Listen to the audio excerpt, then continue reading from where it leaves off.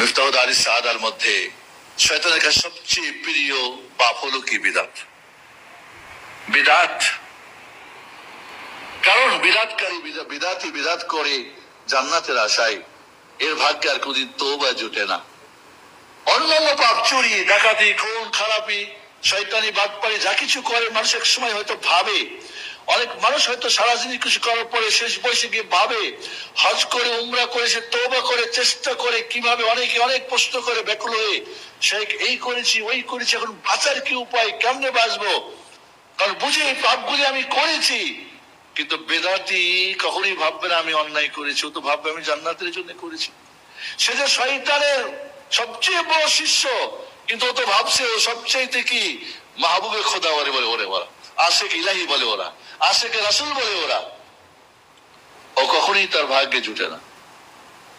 এই জন্য শয়তানের বিদাত নামের পাপটাকে আবিষ্কার করেছে কি? ইবলিস শয়তান।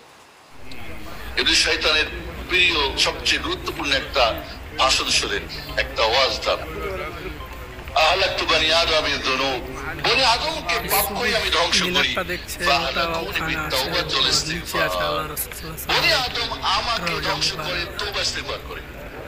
বড় বড় পাপ করে ফেলি, এরপরে বুঝতে পারে, ও তখন ক্ষমা চায়, আল্লাহর ক্ষমার দরজা খোলা, তওবা করে, আল্লাহ কবুল করে নেয়, ইস্তিগফার করে, ক্ষমা করে দেয়। শয়তান ভাবলো হয়তো আমার সব কার্যক্রম পণ্ড হয়ে যাচ্ছে, এখন করা যায় কি?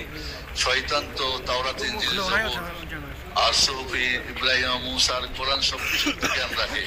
পণ্ডিতজি চিন্তা করলো কি করা যায়।